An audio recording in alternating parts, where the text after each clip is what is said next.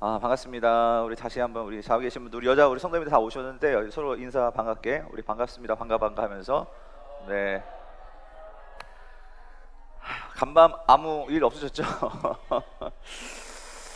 감사해요. 자, 오늘 이 시간에는요, 우리 장년들은 특별히 우리 에스라 느헤미야를 어떻게 읽을 것인가. 그래서 오늘 아침에 제가 감동받았어요. 우리 권사님들은 아침에 일찍 일어나셔가지고 산에 올라가셔가지고 느헤미야를 다 읽고 내려오셨대. 그런 분들도 계세요. 예. 아무튼 여러분들, 제가 항상 누누이 얘기하지만 그러니까 신학이라는 것은요, 여러분, 신학만 해가지고는요 사람이 교만해집니다. 네. 뭐 그런 대표적인 인물들 몇 명이 있죠. 뭐 도시로 시작하는 사람도 계시고 뭐 아무튼 있습니다. 그런데 여러분, 중요한 것은 신학은 우리가 하나님을 더 깊이 알아갈 수 있는, 그러니까 길을 놔주는 거예요. 그럼 그 길을 가봐야 되거든요. 그러니까 그 말은 뭐냐면, 오늘 이런 강의를 듣고 여러분들이 에스라와 느헤미야를 읽는 게 중요해요. 읽고 여러분들이 그 속에서 이게 그거였구나를 깨달으면 그럼 된 거죠. 저는 그거를 도와드리는 거예요. 여러분들이 이거를 이렇게 조사하고 막 하려면 여러분 시간도 없잖아요. 근데 저는 그 사명을 받았기 때문에 하여튼 준비는 많이 했는데, 근데 이 시간적으로도 그렇고 또 이 시간이 또 밥 먹고 나면 또 살살 졸릴 수도 있기 때문에, 여러분들 최대한 편한 자세로 앉아 계시면 돼요. 아시겠죠? 중요한 거는 몸이 편안하면서 머리는 항상 돌아가셔야 돼요. 아시겠죠? 그래서 여러분들이 그렇게 이 시간 우리가 함께 보내셨으면 좋겠어요. 여러분 또 언제 어디 가가지고 에스라 느헤미야 언제 이렇게 공부하겠어요. 그러니까 여러분들 이 시간에 마음을 주시고 함께 하셨으면 좋겠습니다. 자, 다 받으셨죠? 핸드아웃? 제가 항상 교회에서 보통 이런 강의를 수요 성경대학 시간에 했거든요. 아마 직장 다니시는 우리 남자 성도님들은 이런 강의 처음 들으실 수 있는데, 저희 교회에서 수요일 날 사실은 이게 큐티책이 바뀔 때마다 이런 강의를 했어요. 그리고 제가 2년 전인가 그때는 창세기부터 말라기까지 구약에 대해서 구약 일독학교를 했었었는데, 앞으로 또 할 거예요. 그런 기회가 있으면 여러분들이 꼭 또 들으시길 바라고. 자, 오늘은 에스라 느헤미야만 우리 같이 한번 해보겠는데, 제가 항상 할 때마다 이걸 해요. 여러분이 우리가 가지고 있는 이 성경책의 구조를 알아야죠. 그래서 성경책은 총 몇 권? 몇 권이에요? 66권인데 이 66권이 사실은 이렇게 한 권으로 모아지기까지는 이것도 엄청난 역사가 있었죠. 이것도 한 강의 한 두세 시간 분량의 강의가 될 거예요. 어떻게 이렇게 66권이 모아졌는지 그건 나중에 기회가 되면 한번 설명해 드리겠고요. 그래서 구약을 보면은요, 지금 사실은 이게 다 각각의 책이었단 말이에요. 각각의 책. 근데 이게 지금 66권 중에서 39권, 구약 39권이 이렇게 모였는데, 근데 사실은 이 순서는요, 지금 우리는 흔히 어떻게 생각하냐면, 그러니까 지금 구약의 첫 번째, 우리가 가지고 있는 첫 번째 책은 뭐예요? 창세기죠. 마지막 책은 뭐예요? 말라기죠. 근데 유대인들은요, 유대인들도 구약 성경은 보죠. 신약은 보지 않지만 본래 오리지널 구약 성경은요, 맨 마지막이 뭘까요? 말라기가 아니에요. 그들이 갖고 있는 이 구약의 맨 마지막은 역대상하입니다. 역대기가 맨 마지막에 있어요. 그 소리는 뭐냐면 제일 마지막에 쓰인 책은 역대기예요. 역대기라고. 근데 이제 그 말은 뭐냐면, 우리가 가지고 있는 성경책은 그런 시간적인 이 분류법으로 정의된 게 아니고, 이거를 그 책의 형식, 장르라고 하는데, 그 책이 어떤 성격을 갖고 있느냐, 이게 역사적인 거냐, 어떤 예언적인 거냐, 아니면 어떤 그런 개인적인 그런 문학적인 형식을 갖고 있는 거냐, 그거에 따라 묶어놓은 거예요. 무슨 말인지 이해되시죠? 그래서 우리 성경은 크게 세 개로 이렇게 묶어놨어요. 근데 이거는 그러니까 70인역이라고, 셉투전트라고, 이게 뭐냐면, 셉투전트가 뭐냐면은 히브리어, 그러니까 유대인들이 사용하는 히브리어를 헬라어로 번역하면서 모여진 그 책이 이 70인역인데, 그러니까 그 70인역에서 이렇게 이제 장르별로 구분을 하면서 성경책을 재배열을 했어요. 그 전통이 지금 우리까지 지금 내려오고 있는 거예요. 무슨 말인지 이해되세요?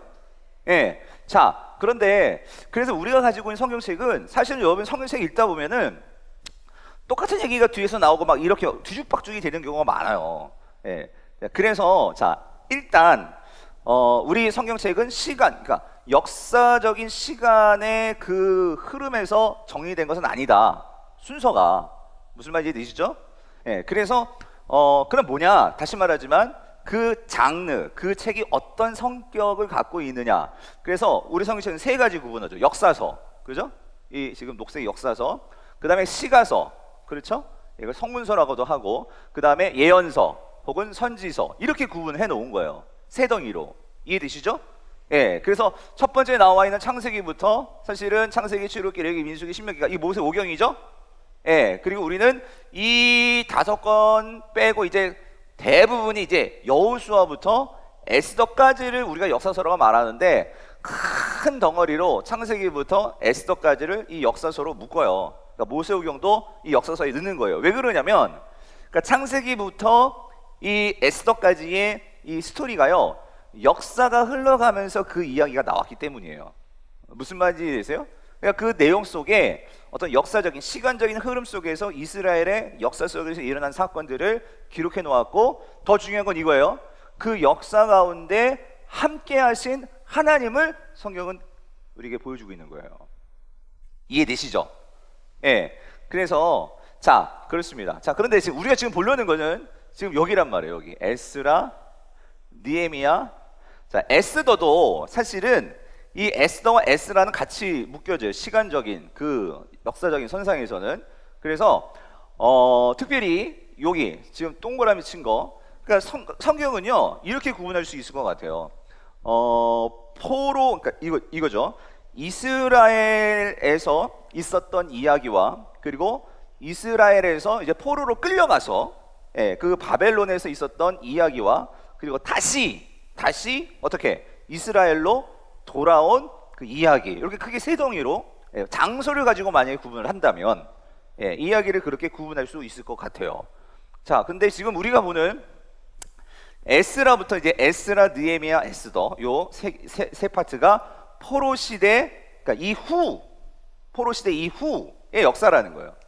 그러면 포로기, 그러니까 완전 바벨론에서 있었던 스토리는 누구를 보면 알 수 있냐면 그건 선지서를 봐야 돼요. 선지서. 그게 누구냐면 누굴까요? 여기 나오지만 다니엘, 에스겔, 요 선지자. 요 선지자들은 포로기 당시 그 역사나 스토리를 보려면 여기를 보면 알 수 있겠죠. 그리고 나머지 여기 학개, 스가랴, 말라기는 다시 포로로 끌려갔다가 돌아왔을 때 그때 스토리들이 요 선지자를 통해서 알 수가 있다는 거예요. 복잡해요 목사님 그러시는 분들은 아무튼 에스라, 느헤미야, 에스더는 포로기 이후 다시 본국에 귀환했을 때 그때의 이야기들이다. 정리되셨죠? 자, 그런데 이거를 자, 근데 여러분 이건 시간이 되면 이것도 1시간 분량이지만 성경을요 여러분들이 이걸 이렇게 펼쳐놓고 이 시간 배열을 할 수 있어야 돼요. 제가 바라는 것은 여러분들이 이걸 배열할 수 있으면 성경을 읽을 때 이제 왔다 갔다가 된단 말이에요. 그림이 그려진단 말이죠. 그게 무슨 말이냐면 예를 들어서 우리가 모세오경만 봅시다. 모세오경 5권이 뭐예요? 창세기, 출애굽기, 레위기, 민수기, 신명기인데 이 5개 중에서도 역사의 흐름을 그려놓고 이 성경책을 갖다 끼워 맞추면 자, 창세기, 출애굽기, 민수기가 그 역사의 흐름 속에서 즉 출애굽의 역사를 담고 있는 내용이라는 거예요. 무슨 말인지 이해되세요? 그러면 레위기하고 신명기가 걸리잖아요. 모세오경 가운데. 그러니까 레위기는 이런 거예요. 그러니까 출애굽기의 내용을 이렇게 표현하면 조금 뭐 쉽게 표현하기 위해서 그러는 거예요. 보충해주는 레위기는. 근데 사실은 보충이 아니라 모세오경에서 가장 중요한 성경은 레위기입니다. 우리가 읽기 제일 힘들어 하는데 레위기가 모세오경의 다이아몬드예요. 다이아몬드. 근데 우리는 레위기 막 졸죠 그냥.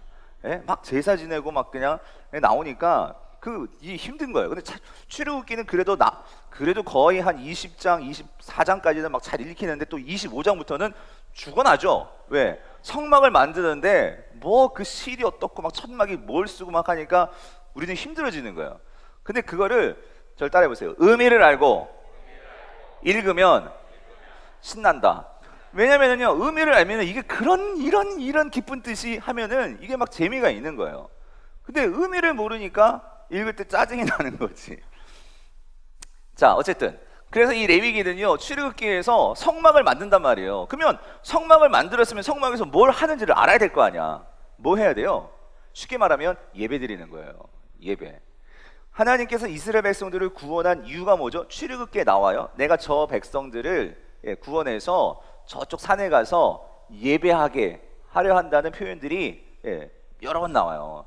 하나님께서 이스라엘 백성들을 택하신 이유는요, 그들을 통해서 예배하는 백성 삼기 위해서예요. 그러니까 여러분들, 우리가요 이런 스토리를 알고, 여러분, 하나님 왜 다윗을 좋아하셨을까요? 왜 다윗을 좋아하셨을까요? 다윗의 인생의 낙은요, 예배하는 거였어요. 맞죠? 그러니까 우리가 그거를 알면 내 인생을 어떻게 살면 될까요? 예배에 목숨 걸면 되는 거예요. 그냥 예배가 중요하다, 제가 목사니까 하는 얘기가 아니고, 성경에 나오는 하나님이 기뻐하시던 사람. 그래서 여러분, 창세기부터 아브라함은요, 장소 이동할 때마다 뭘 쌓았대요? 제단을 쌓았대요. 이게 뭐냐면 하나님을 예배하는 삶. 그러니까 여러분들이 잘 되고 싶으면은요, 하여튼 예배에 목숨 거세요. 그러니까 이게 성경의 원리라는 거예요. 이게 신학이라는 거예요. 이게 신학.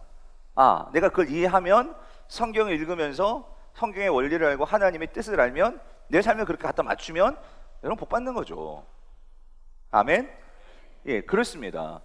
그리고 나서 신명기는 요 창출, 레미, 요 모든 모세오경을 정리하는 거예요. 예, 그게 신명기란 말이죠. 그러니까 무슨 말이냐면, 그러니까 역사 흐름과 흘러가는 책들이 있고, 그 내용을 보충하면서 강조해주는 책들이 있다는 거예요.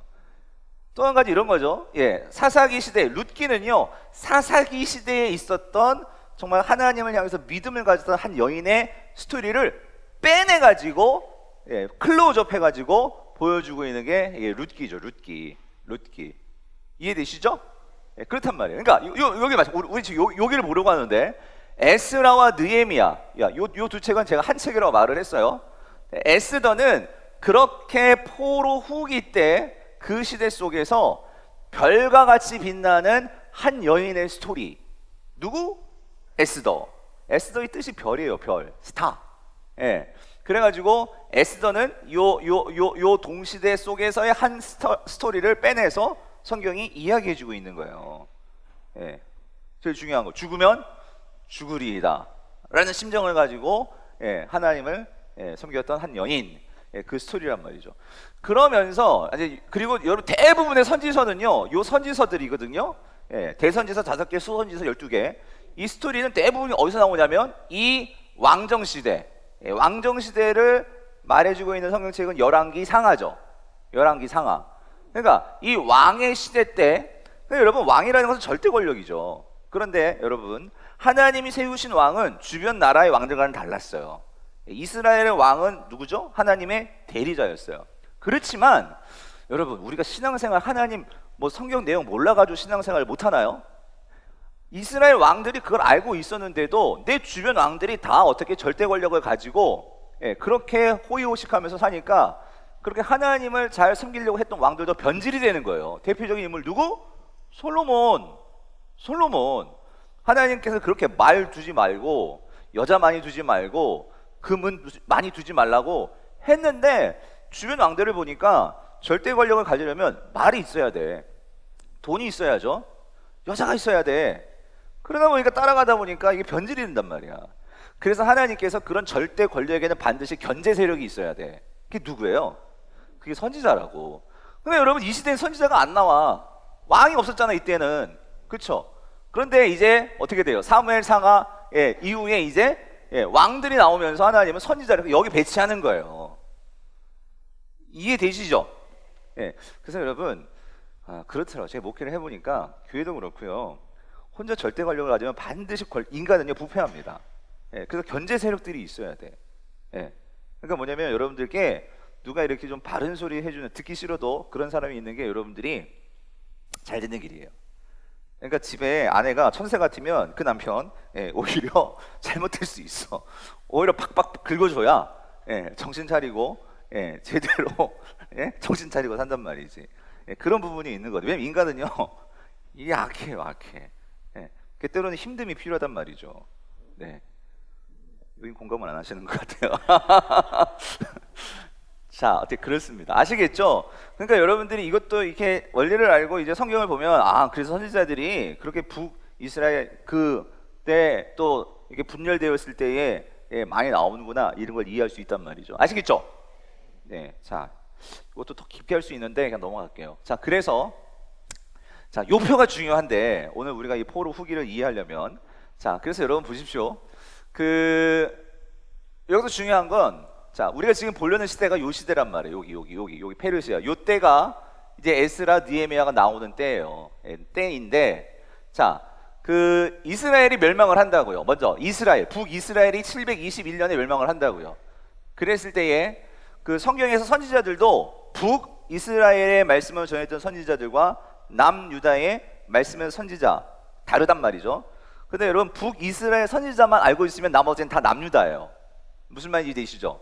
그래서 성경을 읽을 때 요 세 사람 요나, 아모스, 호세아 요 사람들은 북이스라엘을 상대로 예, 사역을 했어요. 그런데 요나는 직접적으로 북이스라엘의 말씀을 전한 게 아니라 북이스라엘을 괴롭혔던 아수르에 가가지고 말씀을 전했던 선지자가 요나죠. 그래서 요나는 이렇게 묶은 거예요. 근데 아모스와 호세아는 북이스라엘을 놓고 정신 차려! 예, 그거 얘기했던 사람들이 예, 아모스와 호세아죠. 나머지 선지자는 다 예, 포로기 이후 빼고 나머지는 다 남유다를 놓고 예, 선포했던 선지자죠. 자, 근데 여러분 중요한 건 이겁니다. 그래서 여기 이 아수르 자, 이게 아수르 제국이에요. 예, 다시 한번 보여드릴까? 아수르는요 여기 요 지역에서 시작이 됐는데 나중에는요 이 지역을 다 잡아 먹은 거죠, 한마디로. 예. 이래가지고 이게 아수르 제국이었어요. 요때 이제 예, 이 북이스라엘이 망한 거예요, 아수르한테. 예. 자, 망했단 말이죠. 그리고 나서 자, 이제 남유다도 자, 여기 남유다가 BC 586년에 망해요. 망하는데 여기서 우리가 한 가지 알아둘 점은 그러니까 남유다가 망하기 전에 이미 바벨론이 자, 요때 아수르는 바벨론에게 망합니다. 근데 이 바벨론이 쳐들어와 가지고 3번에 걸쳐서 포로를 끌고 간단 말이에요. 근데 말씀드렸지만 끌고 갈 때 아무나 안 끌고 갔어요. 뽑아서 끌고 갔어요. 예, 똑똑하고 괜찮은 자들. 그래가지고 3번 끌고 가는데 자, 요거 1차, 2차, 3차 이게 똑같아요. 3번에 걸쳐서 잡아가고 3번에 걸쳐서 돌아오고 예, 그렇단 말이죠. 그런데 여러분 1차 때 여러분 졸리시죠? 자, 1차 때 끌려갔던 예, 대표적인 인물이 누구냐면 다니엘이에요. 다니엘. 아시겠죠? 다니엘. 그러니까 다니엘은요 1차 포로 때 끌려간 사람이에요. 아시겠죠? 그 다음에 2차 포로 때는 누구? 에스겔. 그 정도는 여러분 상식으로 알아주시라고. 성경을 읽을 때 에스겔을 읽을 때 에스겔은 2차 포로 때 끌려갔구나 요렇게 알고 읽는 거하고 모르고 있는 건 다르죠. 아시겠죠? 예, 그렇게 끌려갔단 말이에요. 그리고 3차 때 끌려가면서 완전히 유다가 멸망한 거예요. 이때 예루살렘 성벽이 와르르르르르 아시겠죠? 예, 그리고 나머지 성전도 완전히 다 회파가 된 거죠. 아셨죠? 예, 그리고 나서 자, 이 바벨론 볼게요. 이 바벨론은요, 이거 보세요. 이만큼 여기까지 이집트까지 싹 이 바벨론 제국이에요. 그러니까 아수르보다 더 큰 제국을 만들었죠. 예. 자, 그리고 나서 이제 페르시아입니다. 페르시아가 이제 바벨론을 예, 정복을 하죠. 예, 그리고 나서 이 페르시아는 이 바벨론과 아수르가 다른 정책을 피는 거예요. 뭐냐면 너희들이 네 나라 돌아가서 예, 네 나라에서 살아라. 그런데 내가 황제니까 조공만 잘 바치고 예, 그렇게 살아라 했던 게 페르시아예요. 그래 페르시아는요 보세요, 더 넓어. 예, 이게 페르시아 제국이었단 말이에요. 예? 그렇게 사람들을 호혜를 베풀면서 하니까 큰 나라를 예. 근데 나중에 로마는 이거보다 더 커지죠. 로마는. 자, 아무튼 그렇습니다. 그래서 자, 1차 포로 때 귀환하는 사람이 누구? 아니. 맞아요. 다니엘 1차 포로 때 잡혀간 사람이고 1차 포로 때 귀환하는 사람이 누구? 예, 우리 교회 이제 정도 수준 돼야 돼요. 수르바벨. 그 다음에 2차 포로 때 귀환한 사람이 누구? 아, 그죠. 에스라. 예. 그 다음에 3차 포로 때 귀환한 사람이 누구? 예, 이게 딱딱 나와야 돼, 이제. 아시겠죠? 예. 여러분 자랑스럽습니다. 예. 담임 목사가 누군지. 아무튼. 자, 요거를 이해하세요. 그래서 1차 포로 때 누구다? 수룹바벨이 오고요. 이게 BC 538년입니다.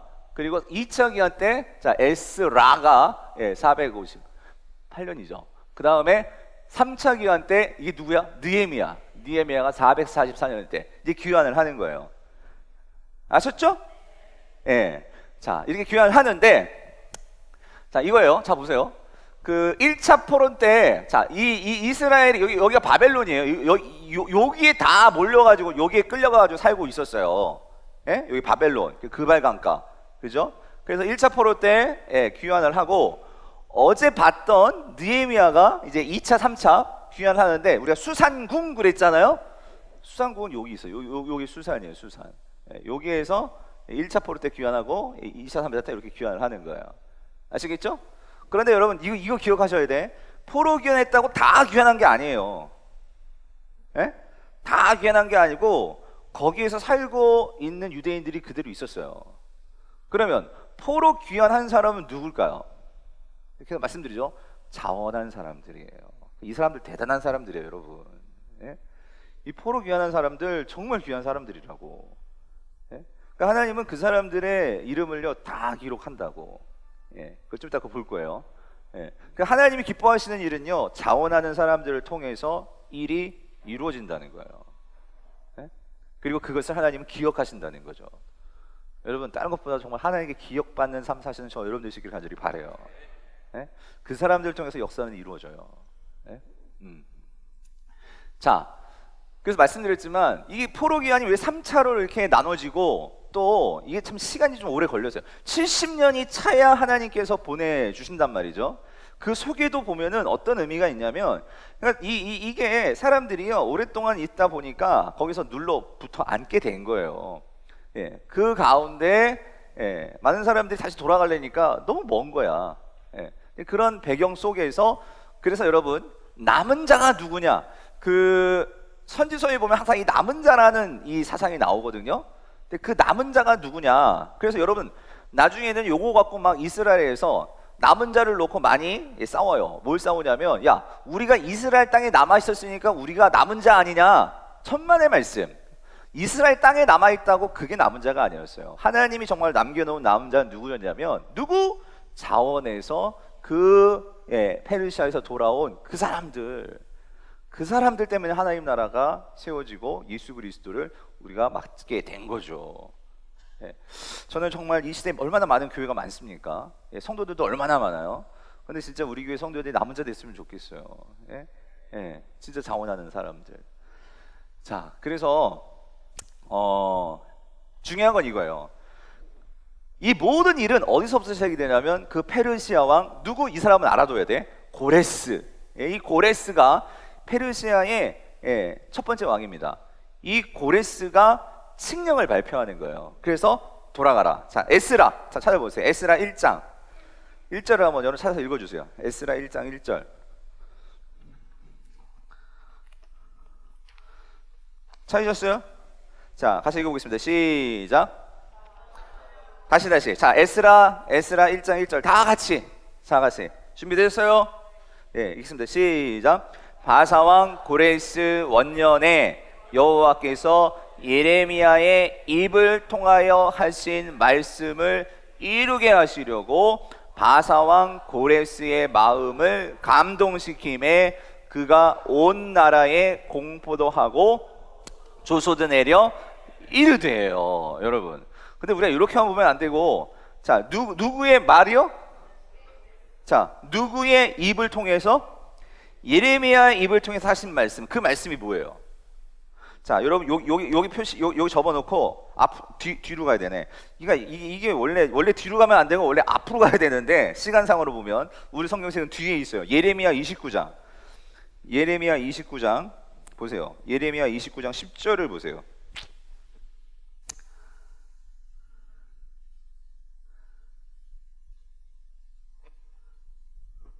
찾으셨어요? 예레미야 29장 10절 찾으셨죠? 네, 같이 읽어보세요. 시작. 여호와께서 이와 같이 말씀하시니라.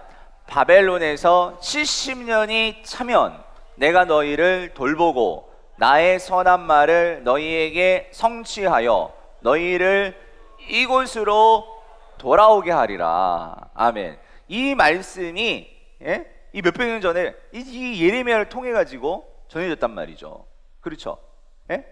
몇백 년 전은 아니구나. 약 100년 전에 전해졌단 말이죠. 그래서 이 말씀이 누구를 통해서 성취가 된다고? 첫 번째로 고레스. 그렇죠? 고레스. 자, 근데 여러분 이거 꼭 확인해 봐. 예레미야까지 왔으니까 예레미야 앞에 여러분 이사야를 보세요. 이사야 여러분 44장을 한번 보세요. 44장. 정말 이게 놀라운 거예요. 난 이걸 볼 때마다 요즘 말로 찌릿찌릿해요, 여러분. 여러분, 이사야 44장 28절을 보세요. 찾으셨어요? 자, 거기 읽어보죠. 이사야, 이게 175년 전입니다. 고레스가 나오기 175년 전. 175년 전에 하나님께서 뭐라고 예언하셨냐면 28절 시작. 고레스에 대하여는 이르기를 내 목자라 그가 나의 모든 기쁨을 성취하리라 하며 예루살렘에 대하여는 이르기를 중건되리라 하며 성전에 대하여는 내 기초가 놓아지리라 하는 자니라. 45장 1절 여호와께서 그의 기름 부음을 받은 고레스에게 이같이 말씀하시되 내가 그의 오른손을 붙들고 그 앞에 열국을 항복하게 하며 내가 왕들의 허리를 풀어 그 앞에 문들을 열고 성문들이 닫히지 못하게 하리라요. 여러분 이게 175년 전에 이사야를 통해서 예언한 거였어요. 근데 이 말씀이 어떻게 되었다? 그대로 성취가 된 거예요. 고레스가 칙령 발표해가지고 포로가 기환이 되고, 그렇죠? 스룹바벨을 통해서 성전 놓아지고, 에스라를 통해서 민족이 구성이 되고, 느헤미야를 통해서 성벽이 예루살렘 성벽이 수축이 되고, 이게 하나님이 이미 예언하신 말씀이었어요. 아멘? 이게 그대로 성취되는 거예요. 이게 놀랍지 않으세요? 그래서 여러분 하나님의 집, 제가 오늘 이제 제일 중요한 하이라이트 하나님의 집에 대한 이해인데, 하나님의 집은 곧 성전인데, 성전은요 하나님이 말씀하시는 성전은요 성전 건물만 말하는 게 아니에요. 이미 지금 여기 고레스 왕 지금 이사야에서도 하나님이 뭐가 회복이 되냐면, 보세요, 성전도 성벽도, 그렇죠? 그리고 그 안에 있는 사람들까지도 이게 다 회복이 되는 거예요. 이게 하나님의 집이라고. 집. 그래서 여러분 중요한 게 이겁니다. 포로 기환을 통해서 이루어지는 것은 세 가지가 완성이 돼야 돼요. 그게 뭐냐면 첫 번째가 성전이죠. 그렇죠? 성전이 재건이 되는 거예요. 그 다음에 성전만 되어진다면 안 돼. 그 성전에 있는 사람들이 있어야 될 거예요. 예배하는 사람들. 그래서 공동체가 재건이 되는 거예요. 그렇죠? 그리고 나서 뭐예요? 여러분 성전만 있다고 여러분 세상이 바뀌는 게 아닙니다. 도시가 바뀌어야 돼. 하나님의 나라는요 직접적으로 우리 삶의 현장 속에서 성전들이 기능을 해야 되는데, 그게 바로 뭐예요? 성벽을 세우는 거죠. 그렇죠? 요 세 가지 세트, 이게 집이에요. 이게 집, 하나님의 집. 이거를 만드는 거예요. 이거를 회복시키는 거예요. 그런데 여러분 이게 예수 그리스도가 오신 나가서 뭐로 연결되냐면, 이게 뭐로 연결될까요? 이게 교회라는 거예요. 교회. 그래서 여러분 누누이 우리가 말하죠. 교회라고 할 때 교회는요 건물이 교회예요? 아니에요. 그렇지만 건물 필요해 안 필요해? 필요해. 건물에 모여야 되니까. 그러니까 건물도 있어요. 그게 성전이죠. 그렇지만 성전만 있다고 그게 하나님 백성들이 아니란 말이지. 교회 건물만 좋다고 그게 하나님 나라의 교회예요? 아니란 말이지. 그 안에 있는 성도들이 그곳에서 제대로 말씀 훈련 받고 제대로 신앙생활하고, 그렇죠? 그러면 교회에 세워지고 성도들 모여서 그게 교회예요? 아니죠. 어떻게 해야 돼? 그 성도들이 직장에 가고 학교에 가고 가정에 들어가고 세상에 나아가서 성벽을 쌓아야지. 그게 하나님이 그리시는 하나님의 집이고, 그게 성전이고, 그게 교회라는 거야. 그래서 여러분 놀라운 게 뭐냐면, 우리 이미 다 했어요. 뭐냐면, 그래서 여러분 요한계시록 21장, 22장에서 예수님이 재림하시면 새하늘과 새 땅이 열리죠. 그런데 새하늘과 새 땅이 열리는데 그 새하늘과 새 땅에 뭐가 들어선다라고 요한계시록은 말하고 있죠? 뭐가? 누구? 권사님? 여러분, 그래서 요한계시록 이건 보세요. 우리 금요일에 안 나오신 분들이 많으니까 요한계시록 21장 한번 보세요. 요한계시록 21장.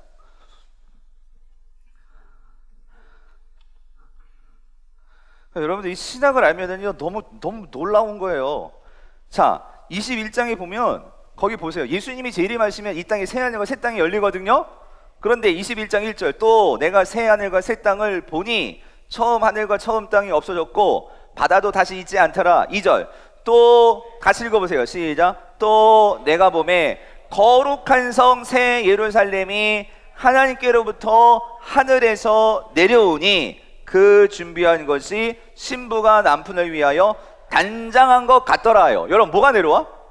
새 예루살렘이 내려온단 말이에요. 이 땅이 예수님이 재림하시면 이제 뭐가 되냐면 이게 새 예루살렘이 된다는 거예요. 그러면 여러분 이거 잘 이해하세요. 이거는 지금 이제 그 상징적인 비유고, 근데 그 새 예루살렘의 의미가 뭐냐? 이 의미가 중요한 거지. 그게 뭐예요? 이거를 생각하시면 돼요. 예. 뭐냐면 이 땅에 이 새 예루살렘은 사실은 그 거룩한 성도들이에요. 성도들. 그 성도들이 이 온 땅에 충만한 상태란 말이에요. 여러분 이걸 이해하셔야 돼요. 왜 성벽을 쌓는 걸까요? 이 느헤미야 시대 때 성전이 지금 먼저 세워졌죠. 그리고 성전에 들어오는 사람들, 에스라가 공동체를 재건했죠. 율법을 읽고. 그런 다음에 왜 성벽을 치죠? 성벽을 친다는 건 구분이죠. 그 성벽 안에서는 이 성벽 안에서는 이제 누구의 통치가 있는 거예요. 하나님의 통치가 있고, 진짜 거기는 뭐예요? 하나님의 나라가 되는 거죠. 그렇죠? 그래서 여러분 성벽 치고요. 느헤미야 에스라서 꼭 읽어보세요. 특별히 이제 느헤미야도 나와요. 뭘 금하면은요, 안식일에는요 어떤 누구도 성문으로 들어오지 못하게 해요. 무슨 말인지 이해되세요? 왜냐하면 성문으로 들어가서 사람들이 막 장사를 하려고 하는 거예요. 근데 예루살렘은 하나님의 거룩한 도성이거든요. 그럼 안식일을 거룩히 지켜야 한단 말이에요. 장사를 하면 안 돼. 그러니까 성문을 걷어 잠그고 그 안식일은 모두가 하나님을 예배하는 도성으로 만드는 거예요. 무슨 말인지 이해되세요? 예, 성벽은 그런 정체성을 분명하게 지켜주는 게 성벽의 역할이란 말이에요.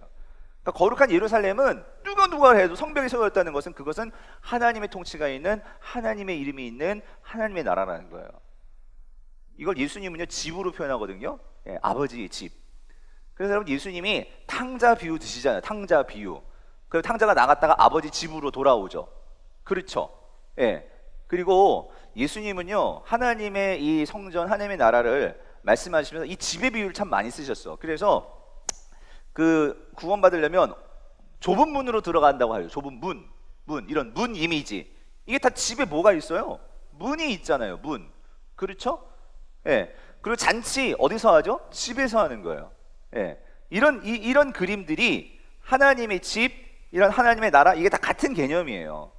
예. 그런데 다시 말하지만, 그런데 잘 보세요. 새 예루살렘이 내려온다고 그랬죠. 그러면 예수님이 재림하시면 이제 더 이상 악이라는 사단이 이 세상 가운데 있어요, 없어요? 없단 말이야. 모든 세상이 이제 뭐가 되는 거야? 하나님의 나라예요. 그게 새 예루살렘이란 말이지. 근데 거기에 누가 있어? 하나님이 계시고 성도들이 있는 거지. 아멘? 그러면 이 시대의 교회는 뭐냐고요? 이 시대의 교회. 여러분 이 시대의 교회가 다시 말하면 예루살렘, 성벽을 친 그 안에 있는 자들이에요. 우리가 이 세상에서 교회는요 그 하나님의 나라를, 완성된 하나님의 나라는 아니지만 그 하나님의 나라가 존재하고 하나님 나라가 분명히 올 것을 세상 사람들에게 미리 보여주는 그곳이 교회라는 거예요. 아멘?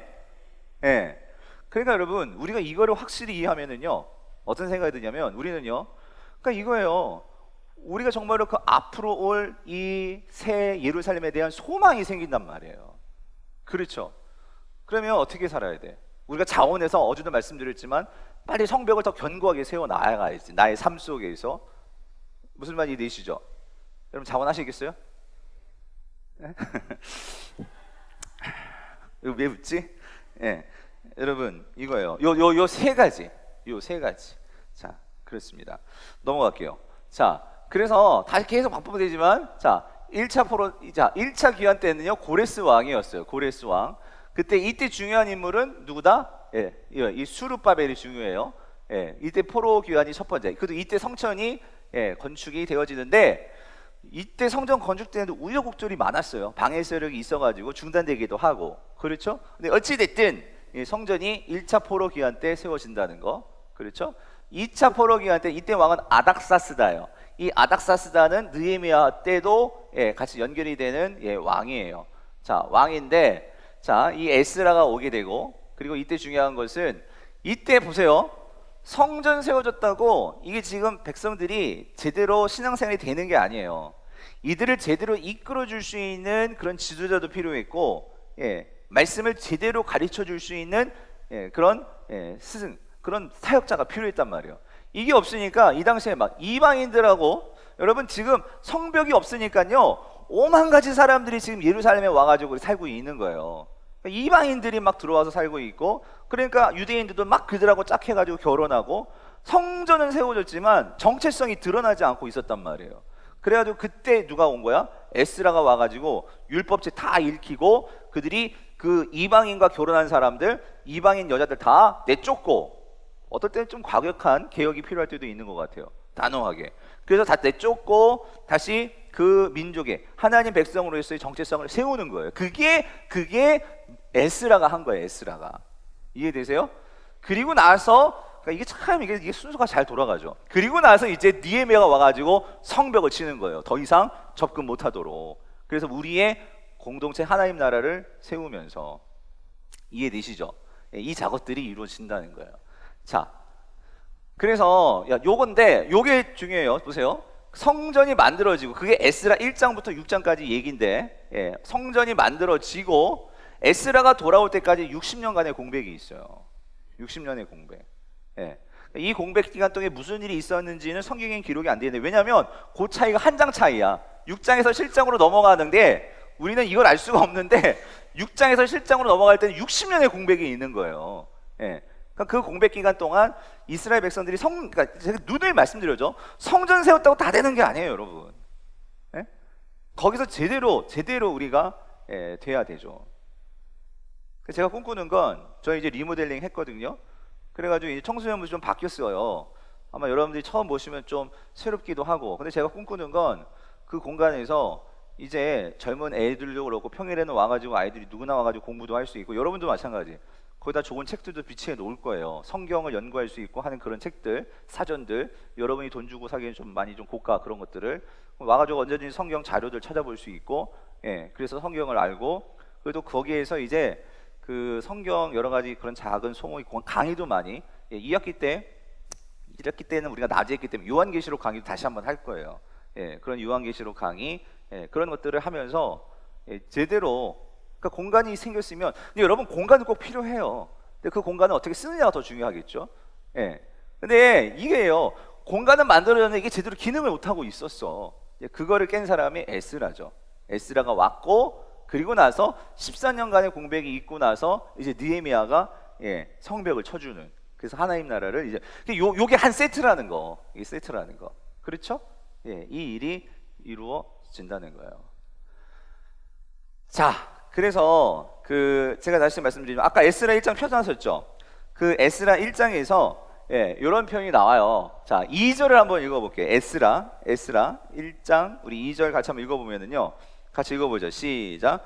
바사왕 고레스는 말하노니, 하늘의 하나님 여호와께서 세상 모든 나라를 내게 주셨고, 나에게 명령하사 유다 사람에게 성전을 건축하라 하셨나니에요. 그래서 여러분 보십시오.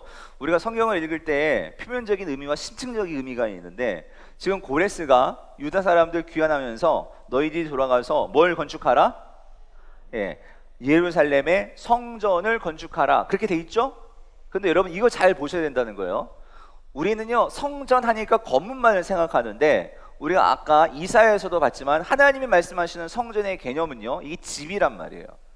하나님이 생각하시는 성전은 어디까지냐면, 성전 그야말로 건물 세우고, 건물로서의 성전 세우고, 그 다음에 그 안에 들어가는 사람들로서의 성전을 세우고, 그리고 삶으로서의 성전, 그게 성벽이란 말이에요. 거기까지가 하나님이 생각하시는 성전이었다는 거예요. 이해되세요? 여러분, 이거 너무 중요해요. 우리가 신앙생활 하면서도 마찬가지예요. 우리의 신앙이 어디에 머물러 있는가 잘 보시라고요. 우리의 신앙이라는 것이 그냥 어떤 보이는 건물, 그냥 거기에만 머물러 있는 나의 신앙인가, 사람에게서 나의 삶으로 확장되는 그런 신앙인가. 어제도 말씀드렸지만 대장 사모님이에요. 교회는 다니는데 뭐가 안 보여? 내 주변에 있는 사람이 안 보여. 그리고 내가 정말로 그러한 가진 게 많아요?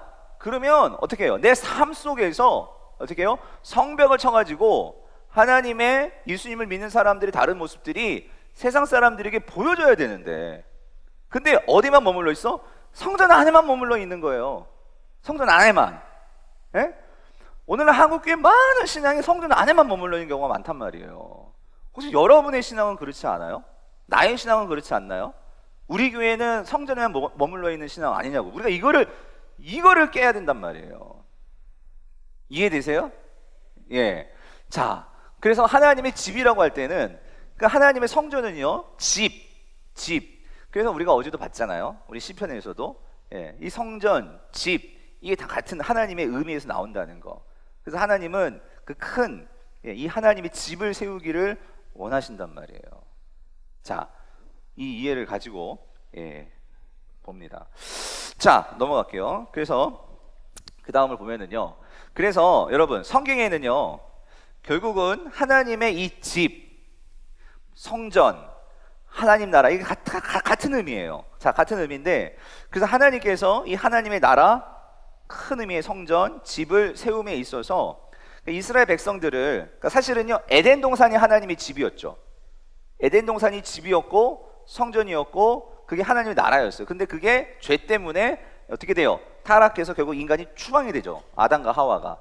그때부터 하나님은 인간을 다시 구원해서 이 하나님의 집을 세우려는 게 하나님의 꿈이셨어요. 그래서 그 일을 해 나아가시는데, 자, 그렇습니다. 그래서 하나님께서 이 일을 어떻게 이루셨냐면은 아브라함을 택하시고 이스라엘이라는 작은 민족을 택하셔가지고 이 가나안 땅에다 땅을 준비시켜 놓고 하나님께서 그 하나님 나라를, 이 땅에 존재하는 작은 모델로서의 하나님 나라를 세우셨던 거예요. 그게 출애굽 사건이죠. 예, 하나님께서, 이거 잘 보세요, 여러분. 가나안 땅에 들여보내기 전에 원래 이스라엘 백성들은 가나안 땅에 살았죠. 여러분, 이거 잘 보세요. 가나안 땅에 살았죠. 근데 그러다가 하나님께서 이 가나안 민족을 어디로, 그러니까 이 야곱의 후손들을 어디로 이주시키죠? 애굽으로, 요셉 때문에 가서 지내요. 근데 거기서 여러분 잘 보세요. 왜 가나안에 두지 않고 애굽에 두셨을까? 근데 애굽은요, 자, 여러분, 가나안은 사실은 살기는 그렇게 쉬운 곳은 아니에요. 예, 가나안이라는 땅은요, 천수다. 뭐냐면 비가요, 하늘에서만 내려오는 그 물들이 모여져 가지고 농사를 짓고 하는 곳이 사실은 이 팔레스타인 땅이에요. 근데 이 애굽은요, 거기는 큰 강이 흘러. 뭐가 흘러요? 나일강이 흐르잖아. 이건 비와 상관없이 사람들이, 그래서 모든 문명은요, 강가에서 시작이 되죠. 왜? 물이라는 게 그렇게 중요한 거예요. 그래서 하나님께서 일단 하나님 나라 백성들을 크게 숫자를 세우기 위해서 잠시 이주시키는 거예요. 어디로? 애굽으로. 그래서 애굽으로 지내는데, 자, 우리는 이거를 봐야 된다는 거예요. 사실 그게 하나님의 계획이었다는 거예요. 그 속에서 지금 이스라엘 백성들이 노예 생활하고 있지만, 근데 노예 생활하면서 얼마나 애를 잘 낳습니까? 예? 그러니까 엄청나게 민족이 커진 거예요. 어디서? 애굽에서. 근데 하나님께서 평생 그렇게 노예 생활하도록 그렇게 만드시지 않는 거예요. 때가 되니까 하나님께서 어떻게 돼? 모세를 보내가지고 이들을 뭐예요? 다시 출애굽을 시키시는 거죠. 그렇죠? 이게 성경이 말하는, 그러니까 구원이라는 개념을 말할 때 가지고 오는 가장 첫 번째 중요한 사건이 출애굽 사건이에요. 출애굽 사건. 맞죠? 예, 거기 유월절도 나오고, 이 유월절의 그림이 예수님께서 십자가에 달려 죽으시는 그런 개념, 다 출애굽에서 나오죠. 자, 근데 요 그림이 똑같이 재현이 되는 거예요. 똑같이. 어디에서? 이 포로기 때. 자, 보세요. 이스라엘 백성들이 가나안에 있었는데, 이 가나안에서 그들이 하나님 백성으로서 제대로 기능했어요, 못했어요? 아담과 하와가 에덴에서 제대로 기능 못했던 것처럼 이들이 제대로 기능 못하니까 이들이 쫓겨나죠. 가나안에서 쫓겨나는 거예요. 어디로? 애굽 땅으로. 애굽 땅이 아니라 어디? 바벨론 땅으로. 그래서 그 바벨론 땅에서 어떻게 해요? 이들이 오랜 기간을 거치면서 단련을 받죠. 훈련을 받죠.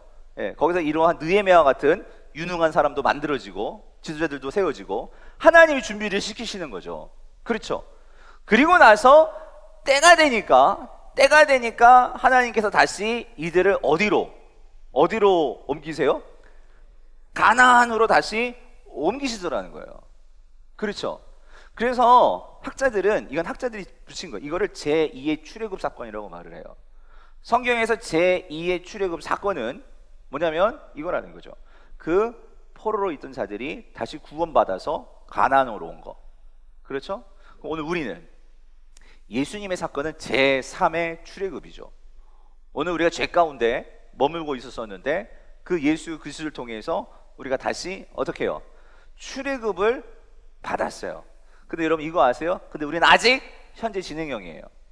가나안을 지금 가고 있어. 그 가나안이 어디야? 영원한 하나님의 나라. 그렇죠? 그것을 가고 있는 거예요. 그러면 우리는요, 보세요. 제1 출애굽과 제2 출애굽을 우리가 말씀을 통해서 우리가 보고 공부하고 알게 되면, 깨닫게 되면 우리가 뭐가 생길까요? 확신이 생기는 거예요. 뭐에 대한? 우리도 정말 가겠구나. 갔잖아요. 제2 출애굽 때 정말 하나님께서 이사야하고 예레미야가 예언한 대로 70년이 차면 너희들 돌아올 거다 말씀하셨는데 그대로 됐어, 안 됐어? 됐잖아요. 그러면 우리가 지금 아무리 힘들고 어렵지만 예수 그리스도 믿고 우리의 이 신앙생활 잘 견뎌내고 하면 우리가 새 예루살렘 세워지고 그 새 예루살렘에 들어가게 될까요, 안 될까요? 된단 말이지. 아멘?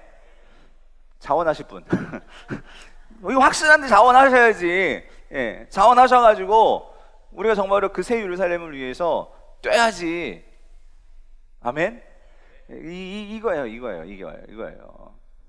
자, 이게 그렇다고. 제2의 출애굽. 그래서 계속 반복되죠. 성전 재건, 영동체 재건이 아니라 영적. 요즘 영동의 재개발이 불편해가지고 하여튼 영적 재건, 그다음에 성벽 재건, 이 세 가지 아시겠죠? 자 그렇단 말이에요. 자, 그래서 거의 여러분 시간이 벌써 이렇게 1시간 반이나 흘렀네요. 자, 그래 됐는데 여기까지 혹시 뭐 질문 있으세요?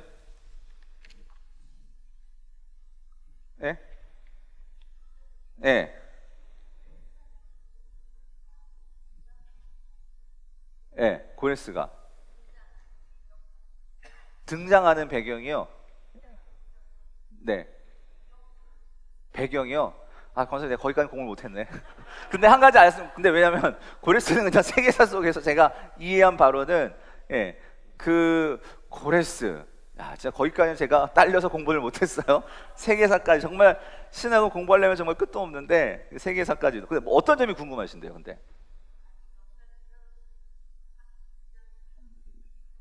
그죠? 근데 여러분 이 느닷없이 근데 여러분 역사서를 보면 이 느닷없이가 많아요. 느닷없이가. 그게 뭐냐면 특별히 이 에스더서는 아하수에로 왕이 나오거든요. 근데 이 아하수에로 왕이 그러니까 고대 이 나라에서는 그러니까 예를 들어서 이 에스더 사건 같은 경우에도 사실 에스더가 왜 죽으면 죽으리다 왜 이런 결단을 하고 왕에게 찾아가는 거죠. 그때 그 하만이라는 이 페르시아의 아주 나쁜 고위 관리가 있었는데 이 하만이 이 모르드게라는 이 그 에스더의 사촌이죠. 그런데 이 삼촌인가? 아무튼 사촌인지 삼촌인지 그런데 이 모르드게가 이 하만을 되게 좀 뭐랄까요? 인사 한 번 안 했어요. 높아져가지고 그리고 이제 행차하고 있는데도 그 모르드게가 무시한 거지. 그게 기분이 나빠가지고 이 하만이라는 사람이 교만이 쩌드는 사람이에요.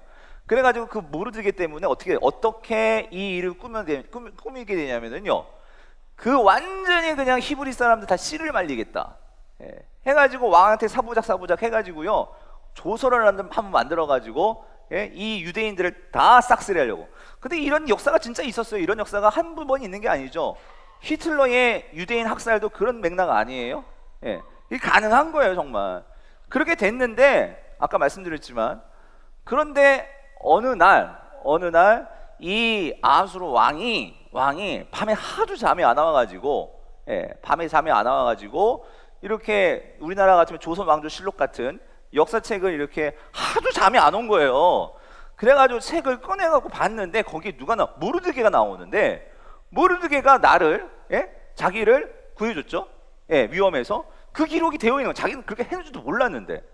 그런데 이 모르드게를 알고 봤더니 이게 유대인들인데, 아니 왜 이렇게 모르드게 같이 좋은 사람과 그 민족을 왜 죽이냐 말이야.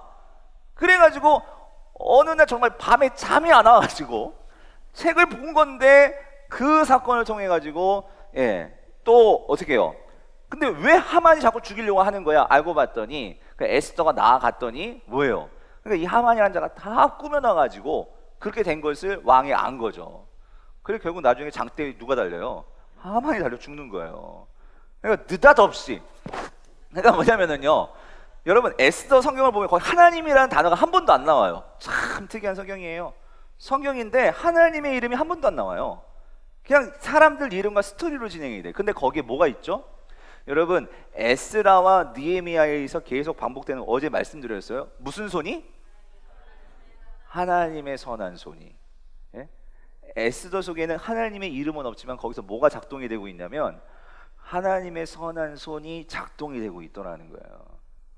그러니까 고레스도, 그러니까 결국은 하나님은 이미 한 사람을 준비시켜 놓고 있었던 거지. 이 이사야에서 거의 176년 전에 하나님은 준비하고 있었던 거예요. 하나님의 선한 손이 때가 됐을 때 그 페르시아의 왕을 통해서 하나님이 일을 하시다는 거예요. 고레스가 하나님 믿었어요? 안 믿었어요. 모르는 왕이에요. 근데 하나님이 그를 쓰시더라는 거지. 네. 자, 그렇습니다. 넘어갈게요. 자, 이제 거의 다 왔어요. 자, 그래서 우리가 느헤미야와 에스라를 왜 같이 봐야 되냐면 요것 때문에 그러는데요. 자, 느헤미야와 에스라 보면은요, 여러분 이거 잘 보세요. 그 에스라 1장에는요 이제 서론입니다. 명령, 고레스 왕이 명령을 하고요. 그리고 나서 자 2장에 뭐가 나오냐면, 제가 계속 말씀드렸죠.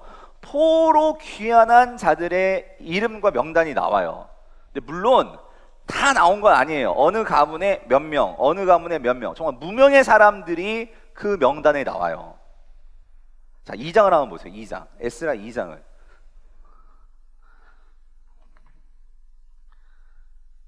거기 보시면, 그러니까 여러분 생각해요. 큐티 책을 딱 받았는데 에스라가 본문인데 2장이 오늘 큐티 본문인데 이름밖에 없어. 이럴 때 제일 난감한 거예요. 목사도 설교하기 제일 난감한 거지. 예. 근데 여러분 의미를 알고 보면, 예? 이 한 사람 한 사람의 이 이름이라는 것이, 이게 그래서 여러분 이 사람들이요, 사실 여러분 보세요. 거기 2장 거기 보세요. 우리가 2장 1절 2절 같이 한번 읽어볼게요. 시작. 옛적에 바벨론 왕 느부갓네살에게 사로잡혀 바벨론에 갔던 자들의 자손들 중에서 노임을 받고 예루살렘과 유다 도로 돌아와 각기 각자의 성읍으로 돌아간 자, 곧 수르바벨과 예수아와 느헤미야와 스가랴와 르엘라야와 모르드게와 베일산과 미스발과 비그웨와 르흠과 바나와 등과 함께 나온 이스라엘 백성의 명수가 이러하니 해가지고, 이 명수, 성경은 여러분 그래서 예를 들어서 3절 보면 바로스 자손이 몇 명? 2170. 근데 여러분 성경은요, 여기서 이 숫자 안에는요, 우리는 이렇게 숫자 안에 이름이 생략됐지만 여러분 이거 꼭 기억하셔야 돼요.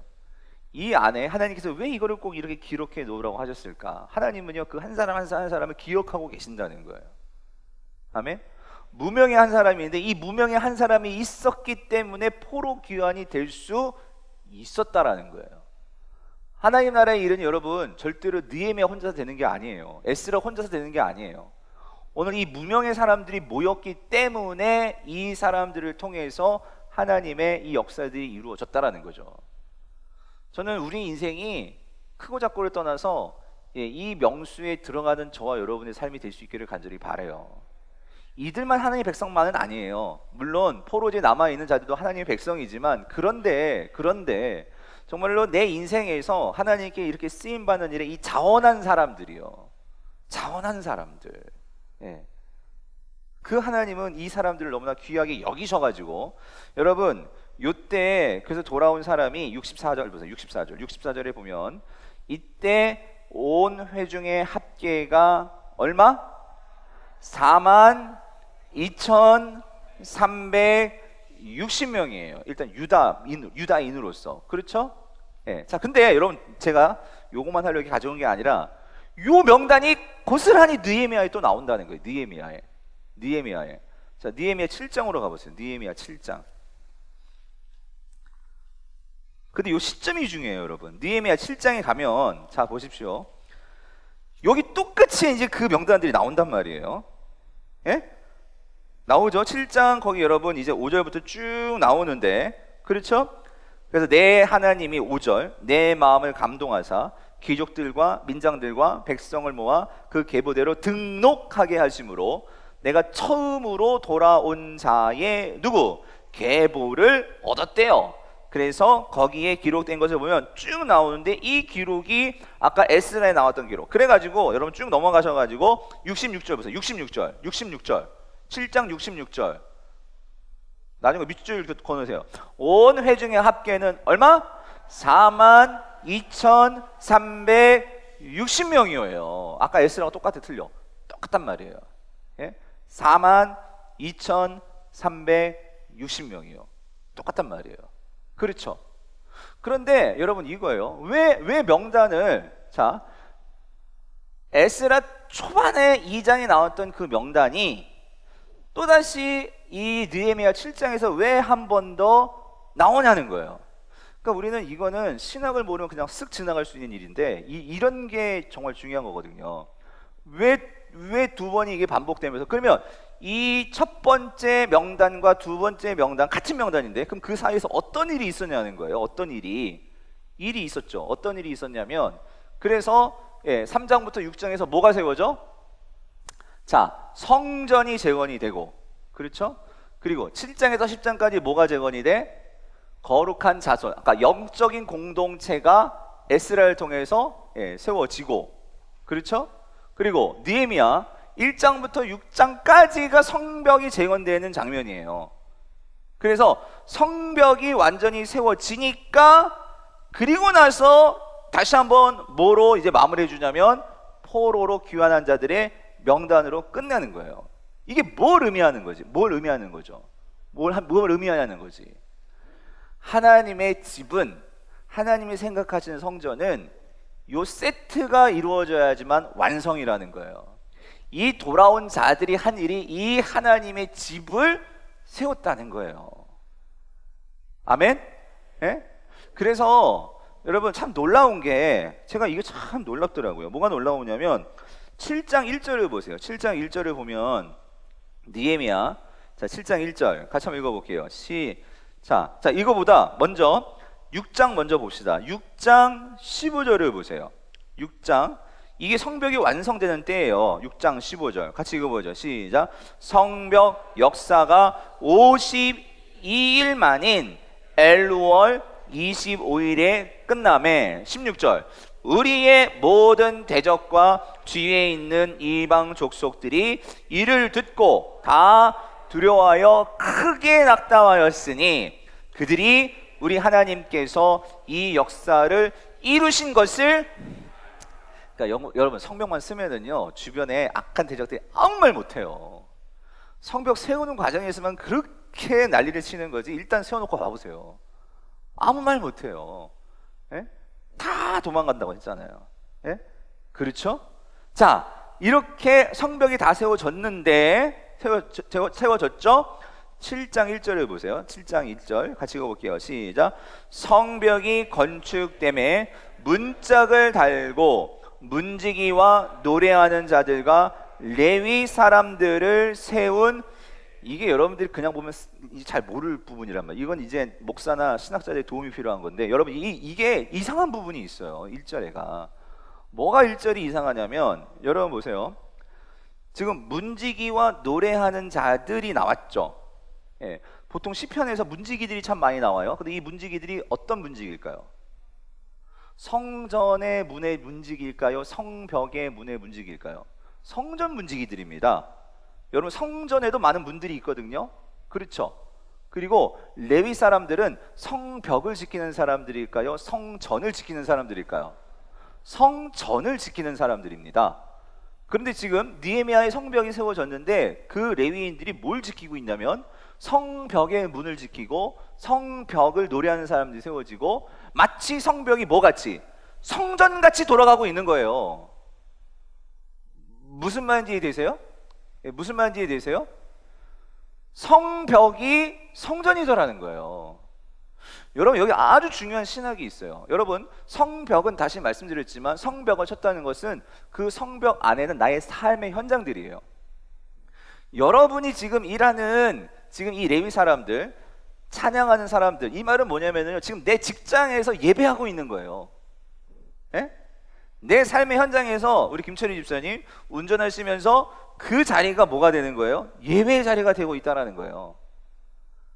우리 가게 많이 하시잖아요. 여러분의 가게가 지금 거기에서 레위인들을 세우고 뭐예요? 성전처럼 되고 있는 거예요. 하나님이 꿈꾸는 교회, 하나님이 꿈꾸는 하나님의 지분이요, 거기까지라는 거예요.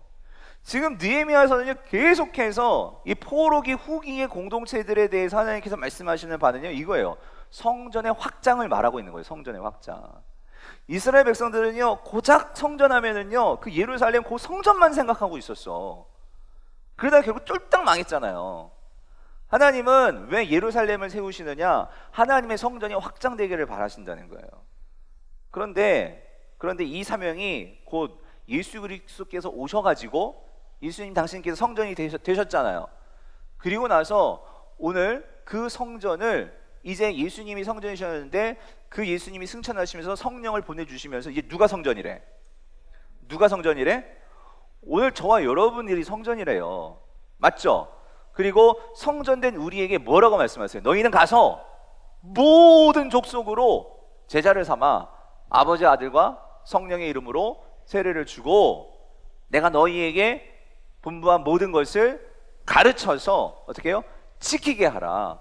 볼지어다 내가 세상 끝날까지 너희와 항상 함께 있으리라. 마태복음 28장 19절 20절. 그게 뭐죠? 오늘 우리가 받은 사명이 뭐냐면 성전의 확장이라고요. 확장. 보이는 건물 확장만이 아니고 삶을 통해서 이 확장, 그게 느헤미야라고. 오늘의 느헤미야. 그게 오늘 저와 여러분들의 사명이라고요. 아멘? 이거를 저와 여러분들이 하셔야 돼요. 우리 교회가 이걸 어떻게 할 수 있을까? 그런 면에서 어제도 제가 말씀드렸지만 여러분 한 사람 한 사람이 너무 필요한 거예요. 이 일을 해야 돼요. 우리가 성벽을 재건해야 돼. 그러면서 앞으로 우리 교회가 어떻게 하면 이 에듀투게더뿐만 아니라, 아니 여러분이 지금 하고 계세요. 지금 정대성 집사님이 하고 있는 이 어린 아이들, 우리 유소년부 아이들, 걔네들이 성벽이죠. 걔네들을 제대로 세우는 거. 그렇죠? 뿐만 아니라 여러분 각자 자리에서, 직장에서도 그렇고 교회에서도 그렇고 어떻게든지 사람을 세워내는 거. 그래서 여러분 하나님 나라의 핵심은요, 우리가 하나님이 통치했는데 제일 중요한 거예요. 누가 통치를 받느냐는 거예요. 누가 통치를 받아요? 우리지, 우리. 중요한 것은 하나님 나라의 중요한 개념 중에 한 가지, 하나님의 백성들이에요. 하나님 백성들이 있어야 되는데, 그렇죠? 네. 자, 우리 요것만 하고 이제 마칠 건데요. 자, 보십시오. 그 나머지 시간 여러분 자유시간 쓰시면 돼요. 자, 그래서 느헤미야 7장까지가 그래서 성전이 확장된 모습을 보여주고요. 그리고 나서 이제 8장 10장에서 언약갱신을 다시 한번 합니다. 에스라에서도 언약갱신의 장면이 나오지만 이 느헤미야에서 언약갱신은 의미가 있는데요. 이건 좀 찾아보세요. 8장을 보세요. 느헤미야 8장. 바로 뒷장이죠. 거기 보시면 이 이스라엘 백성들이, 자, 자손들이, 자, 거기 1절 읽어볼게요. 시작. 이스라엘 자손이 자기들의 성읍에 거주하였더니 일곱째 달에 이르러 모든 백성이 일제히 수문 앞 광장에 모여 학사 에스라에게 여호와께서 이스라엘에게 명령하신 모세의 율법책을 가져오기를. 여기서 중요한 게요, 여러분 이런 단어들이 중요하다는 거예요. 모든 백성이 일제히 그랬죠. 에스라에서도요 백성들이 모였지만 모든 백성이 모이는 때는 없었어요. 지금 유다 땅에 이스라엘에 있는 사람들이 이 인구가 별로 얼마 안 돼요. 아까 봤지만 돌아온 인구 해봤자 얼마? 4만? 뭐 그 정도밖에 안 됐잖아요. 예? 4만. 지금 여기서 모든 백성이 모였다는 것은요, 자, 첫 번째 사건이에요. 이게 엄청난 사건이란 말이에요. 다 모인 거예요. 그런데 이 시점이 중요하죠. 언제 이들이 다 모였다고? 하나님의 집의 완성이 끝났을 때에. 예? 하나님의 집의 완성이 끝났을 때에. 예? 다 모인 거지. 근데 요 그림이 어디 나오냐? 요한계시록에 나오죠. 모든 족속, 모든 방언, 모든 곳에 있던 하나님의 백성들이 다 모여가지고 우리 찬양하잖아요. 그거 첫자가 생각이 안 나서 그런데 하여튼 비전 찬양 있잖아요. 뭐죠? 구원하심이 보좌에 앉으신 우리 하나님과 어린 양께 있도다. 구원하심이 보좌에 앉으신 우리 하나님과 어린 양께 있도다. 여러분 이게 요한계시록 이제 5장 나오는, 예? 6장에 나오는 이 모든 족속이 모여서, 예? 그 모습이 새 예루살렘이 완성되었을 때 우리도 그걸 하는데 지금 여기서 그거 하고 있는 거잖아요. 미리 보여주고 있는 거죠. 이해되시죠? 그래서 모였을 때 이들이 다시 한번 언약에 대해서 이들이 인을 치고 우리가 하나님 백성으로서 살겠습니다. 삶의 부흥이 일어나는 거예요. 삶의 개혁이. 예, 이 내용이 8장 10장이에요. 그렇죠? 그리고 나서 다시 한번 11장도 한번 11장을 넘겨보세요. 넘겨보시면 아까 말씀드렸지만 자원하는 사람들의 명단이 이제 또 나오는 거예요. 인친 사람들, 하나님의 말씀대로 내 삶의 현장에서, 그러니까 요즘 말로 이거예요. 여러분 직장에서 내가 아무리 정말로 이러한, 예? 조금 이익을 보기 위해서 내가 조금 속이고 조금 하면 내가 큰 이익이 떨어지는데 내가 그렇게 사기치지 않겠습니다. 내가 속이지 않겠습니다. 가짜 영수증 끊지 않겠습니다. 뭐 이런 거 있잖아요. 그거를 서명한 사람들의 명단이 이제 11장 12장이 쫙 나오는 거예요. 이해되시죠? 예, 거기 명단들 나오죠? 예? 10장에 나오죠? 그 인봉한 자는 해가지고 쫙 나오잖아요. 그죠? 저는 여기 여러분들의 이름이 있기를 바랍니다. 예? 진짜 리스트 돌리면 여러분 한번 사인 하시겠어요? 예? 이게 인봉한 자들이에요. 그렇게 살겠다고. 예, 그렇죠? 예, 그리고 11장에서는 근데 제가 말씀드렸죠? 예루살렘 성에서 산다는 게 그 당시에는 이게 이들도 쉬운 일은 아니었던 것 같아요. 그래가지고 맨 처음에는요, 지도자들은 10분의 1은 반드시 거기서 살게 하고, 자, 거기 11장 1절을 보세요. 백성의 지도자들은 어떻게 해요? 예루살렘에 거주하였고 그 남은 백성은 제비 뽑아 10분의 1은 거룩한 성 예루살렘에 거주하게 하고 그 10분의 9는 다른 성읍에 거주하게 하였으며 2절 예루살렘에 어떻게 거주하기를 뭐 자원하는 모든 자를 위하여 백성들이 복을 빌었느니라요. 물론 의무적으로, 왜냐하면 여러분 성이 처음 만들어졌는데 그러니까 그 성에는 아직까지 부족한 게 참 많았어요. 예? 무슨 말인지 이해되시죠? 그러니까 귀환한 사람들도 자기가 땅 좋은 데 잡아가지고 이미 터를 만들고 살고 있었는데 그거를 다시 예루살렘 성 만들어놨다고 그 안으로 이주해라? 이게 쉬운 일이 아니란 말이에요. 그런데 그럼에도 불구하고 하나님의 거룩한 성, 예루살렘은 하나님의 이름이 있는 성이거든요. 그래서 하나님의 영광이 될 수 있도록 잃어버린 하나님의 수치를 찾기 위해서 이 일을 한 사람들, 의무적으로 지도자는 당연히 살았고 또 제비뽑기도 했지만 누구? 자원하는 자들은 누구나 거기서 살게 했단 말이죠. 그래서 거기 뒤에 보시면 명단들 나와요, 안 나와요? 나온단 말이지. 나온단 말이지. 예? 자원하는 사람들의 명단이 나오는 거예요. 그렇죠? 예. 자, 그리고 나서 이제 12장 27절부터 13장 3절에서 하나님의 집을 뭐예요? 봉헌을 하는 거예요. 예? 그래서 하나님의 집 봉헌식 아직 안 했단 말이죠. 짓기만 했지. 그래서 거기에서 이제 13장 3절까지 12장 27절까지부터 해가지고 봉헌식을 합니다. 그래서 이제 27절에 12장 21절에 예루살렘 성벽을 봉헌하게 되니예요. 그렇죠? 자, 근데 제가 오늘 이것 때문에 정말 지금까지 해온 건데요. 13장을 보세요. 근데 이렇게 됐다면 이제 인도 쳤고, 그렇죠? 그랬는데 이제 느헤미야가 이 일을 해놓고서 다시 돌아가요. 페르시아로. 왕이 오라고 해가지고 돌아갑니다. 돌아갔다가 어느 정도 기간이 있다가 다시 돌아와요. 또 다시 가나안으로, 팔레스타인으로 돌아왔는데 기가 찬 거예요. 느헤미야가 없는 사이에 그렇게 인도 치고 율법대로 살겠다고 했는데 와서 보니까 어떤 일이 벌어지죠? 또다시 옛날 모습대로 살아가고 있는 거예요.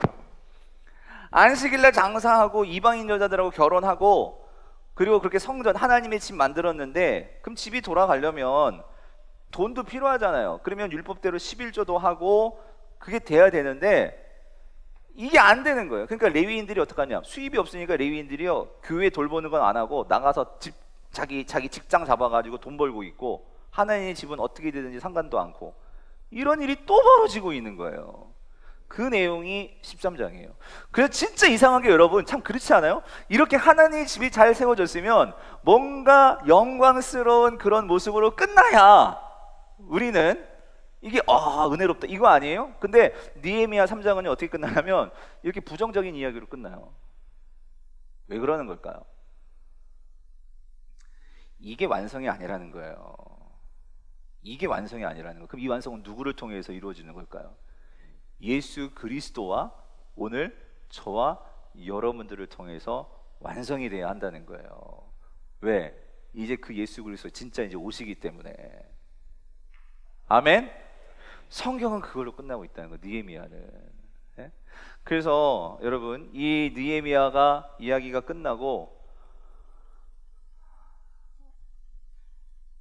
보세요. 이 400년의 침묵기가 있어요. 이 말라기까지 하면 이게 포로, 이 400년간의 침묵기가 있고, 그리고 나서 이 마태복음이 시작이 되는데 누가 오시는 거예요?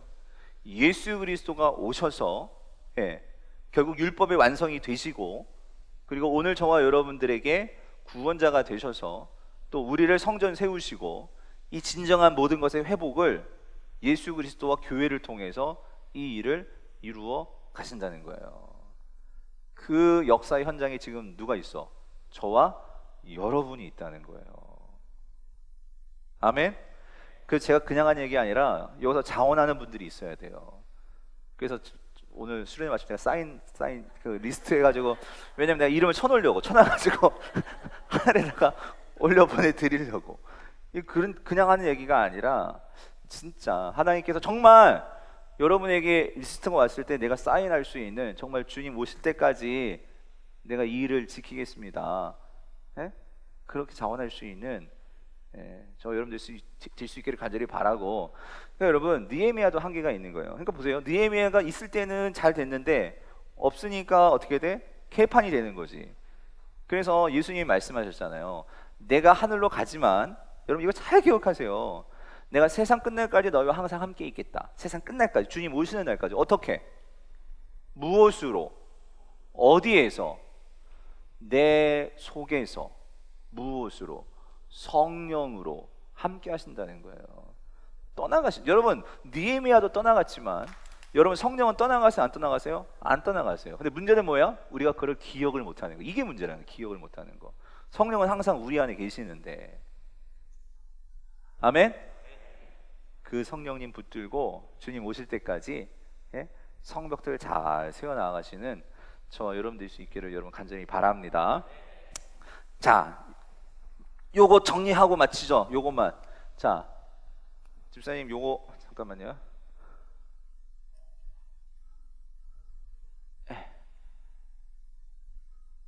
요거. 자, 느헤미야의 결론이에요. 그래서 제거는 누가 하는 거다? 결국은 하나님이 하신다. 선한 손이. 그렇죠? 그 다음에 하나님은 누구에 관심이 있어요? 백성 전체, 특별히 자원하는 자들, 그 한 사람 한 사람. 그리고 부흥과 개혁, 부흥과 개혁은 이 땅의 부흥과 개혁은 한 번 되고 완성된다? 아니라는 거예요. 주님 오시는 그날까지 우리는 그 가운데 있어요. 부흥과 개혁 속에. 그리고 개혁에 대한 반대 세력은 어떻게 해요? 끝내 뭐하다? 성공하지 못한다는 거. 이걸 우리가 믿고 우리는 성벽 쌓는 거예요. 그렇죠? 성벽 지어지니까 다 도망가잖아. 그렇잖아요? 마지막 하나님의 집의 확대. 하나님 이거에 관심을 갖고 계신다는 거. 오늘 우리도 그 집을 지금 확대하고 있는 자들이라는 거. 이 삶을 살아가시는 저 여러분 될 수 있기를 여러분 간절히 바랍니다.